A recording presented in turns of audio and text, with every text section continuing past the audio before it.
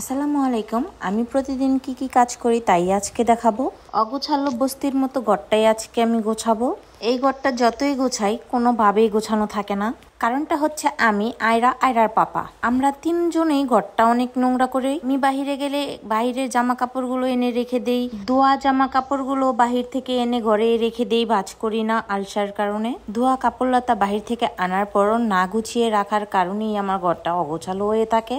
আজকে বাহিরে প্রচুর পরিমাণ বৃষ্টি হচ্ছে, তাই আমি এখন আমার ঘরই গোছাবো, কারণ বাইরে যেতে পারবো না। এই সবগুলো কাপড় এখন আমি ভাঁজ করে আলমারিতে রেখে দেব। এই একটু কাজের জন্য আমি আলসামি করি আর ঘরটা খুবই অগোছালো হয়ে থাকে। এইখানে আমার জামা কাপড় আয়রার পাপার সব জামা কাপড়ে ভরা। 2 দিন যাবৎ যা ওয়াশ করা হচ্ছে কিছুই ভাঁজ করা হচ্ছে না, তাই এতগুলো জমে গেছে। কাপড়গুলো গোছানো হয়ে গেলে আমি বেলকনিতে পরিষ্কার করার কাজে লেগে যাব। বৃষ্টির কারণে বেলকনিতে প্রচুর বালি আর পাতা এসে ভরে আছে। কাপড় গোছানো প্রায় শেষ। এখন আমি আমার ময়লা কাপড়গুলো ওয়াশিং মেশিনে দিয়ে দিব। সবগুলো ময়লা কাপড় এক জায়গায় গুছিয়ে এই তো এখনই ভিজিয়ে নিচ্ছি। এই হলো আরেক যন্ত্রণা। ওয়াশিং মেশিন কেনার পর হাতে কাপড় ধুতেই ইচ্ছে করে না। ওয়াশিং মেশিনে তেমনভাবে কাপড় পরিষ্কার হয় না, তারপরও আমি ওয়াশিং মেশিনের আশায় বসে থাকি। এমন আলসা হয়েছি নিজের হাতে এখন কোনো কাজই করতে ইচ্ছা করে না।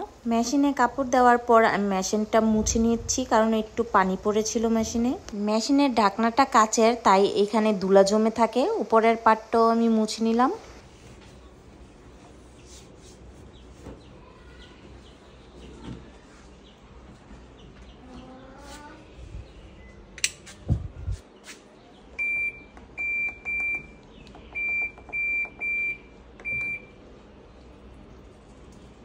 এখানকার কাজ শেষ করে আমি চলে যাই রুমে। আয়রা ঘুমাবে ডাকছিল আমাকে।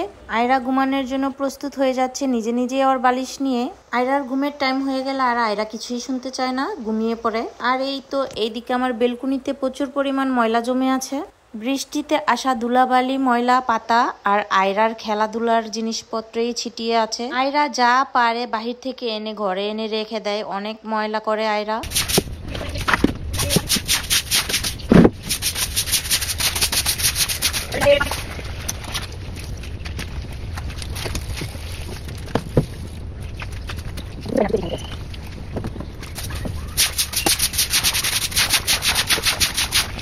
বেলকনি পরিষ্কার করতে করতে আমি একদম ক্লান্ত হয়ে পড়ি। এত ঝাড়ু পোছা করছি, বেলকনির পানি সহজে বের হয় না। এই যে ছোট্ট একটা জায়গা পানি বের হওয়ার, বেলকনি থেকে পানি বের হতে পারে না, কারণ বেলকনির পানির পাইপলাইনের দিকটাই উঁচু ছিল, তাই বের হয় না পানি। যাই হোক, এইদিকে আমার পরিষ্কার করার কাজটা শেষ পর্যায়ে। এখন আমি একটু নিজেকে সাজানোর চেষ্টা করব। কাজ করতে করতে নিজের দিকে দেখি তাকিয়ে একদম ঘেমে একসার, তাই আমি চলে গিয়েছিলাম একটা প্যাক বানাতে নিজের হাতে। এই ফেস প্যাকটা আমি এখন নিজে মুখে দিব এবং এইটা একদম ম্যাজিকের মতো কাজ করে। আমার স্কিনে যত ময়লা আছে সব একদম ম্যাজিকের মতো করে চলে যাবে সব। এটা আমি নিজেই ঘরে তৈরি করি আর ফেসে অ্যাপ্লাই করি 15 দিন পর পর। এটাতে কোনো পার্শ্বপ্রতিক্রিয়া নেই, এটা নিজের হাতে তৈরি করা একটা ফেস প্যাক। এই প্যাকটা যে কোনো কেউই নিজের হাতে তৈরি করে ইউজ করতে পারবে এবং কোনো সমস্যা হবে না ফেসে, শুধু গ্লাসি স্কিনের মতো একটু চমকাবে। এটা আমি একদম চোখে মুখে পুরো ফেসেই অ্যাপ্লাই করে থাকি। চোখেও কোনো জ্বালাটালা করে না, একদম নর্মালি থাকে। তাই এটাতে প্রচুর পরিমাণ সুবিধা। বাহিরের কিনা ফেস প্যাক থেকে নিজে বানায় ফেস প্যাক দিলে অনেক ভালো। বৃষ্টিতে ভিজবো ভেবে ছাদে চলে গিয়েছিলাম। আমার শখের কারণে আমাদের ছাদটাই নষ্ট হয়ে যাচ্ছে। ছাদে পানির লাইনটা পরিষ্কার করতে যেয়ে দেখি প্রচুর কেউচ্ছা হয়েছে। আমার তো একটু ভয় লাগছিল, তাই আমি বেলচা দিয়ে সব পানির লাইনটা পরিষ্কার করে দিলাম। আমার শখের কারণে ছাদ একদম ড্যামেজ হয়ে যাওয়ার অবস্থায়। বৃষ্টি আসার কারণে অনেক দিন যাবৎ ছাদ পরিষ্কার করা হচ্ছে না, এর জন্য ছাদে প্রচুর শ্যাওলা জমে আছে। এই সব কাজ করতে করতে আমি মাটিগুলো একটা ড্রামে ভরি। অন্য কাজ করার আর সুযোগ পাইনি। কাজের ফাঁকে বৃষ্টি চলে আসে আর বৃষ্টি দেখলে আমার ভিজতে ইচ্ছে করে।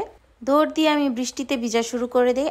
বৃষ্টিতে ভিজতে আমার অনেক ভালো লাগে। আর এইদিকে আমার সব কাজই পড়ে আছে এই বৃষ্টিতে ভিজার কারণে। সব কাজ আমি আগাতে পারিনি, আরেকদিন ছাদ পরিষ্কার করতে যেতে হবে রোদ উঠলে। বৃষ্টিতে ভিজে ভিজে ছাদ পরিষ্কার করা যাবে না, কারণ বৃষ্টির সময় ছাদে কেউচ্ছা থাকে। এইসব পরিষ্কার করা যায় না, ভয় লাগে। আর এই সব কাজ বাদ দিয়ে আমি বৃষ্টিতে ভিজে ভিজে রং করা শুরু করে দেই। আজকে সারাদিনই থেমে থেমে বৃষ্টি হচ্ছে আর আমিও ঘরবন্দি হয়ে পড়েছি। আমার একদমই ঘরে থাকতে ভালো লাগে না। দিনের বেলা আমি ঘুমাতে পারি না, দিনে ঘুমালে আমার রাতে আর ঘুম আসে না। এটা আমার কাছে প্রচুর বোরিং মনে হয়, জন্যই ঘুরে ফিরে বেড়াই। একদম ফ্রেশ ট্রেশ হয়ে চলে আসলাম, এসেই দেখি আমার স্কিনটা অনেক গ্লো করছে এবং অনেক সফট হয়ে গেছে। নিজের কাছে ভালো লাগছিল, স্কিনটা এত নরম লাগছিল, নিজের কাছে মনে হচ্ছিল গ্লাসের মতো চমকাচ্ছে আমার স্কিনটা। মাঝে মাঝে স্কিন কেয়ার করাও অনেক ভালো। এই ভিডিওতে কোনো ফিল্টার ছিল না, তাই একদম আমার রিয়েল স্কিনই দেখা যাচ্ছিল। যাই হোক, দেখতে দেখতে আবার বৃষ্টি চলে আসছে, আমি আবার আমার হাত ভিজাচ্ছিলাম বৃষ্টিতে।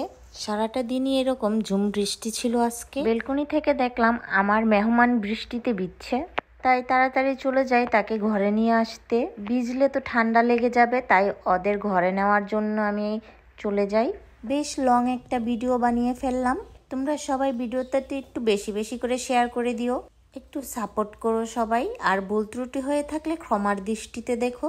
এখনই আমার ভিডিওটা শেষ হয়ে যাবে। সবাইকে ধন্যবাদ আমার ভিডিও দেখার জন্য। কাজ করতে করতে কখন যে সময় চলে যায় বোঝাই যায় না। এখন আর কথা বাড়াবো না, বাই বাই।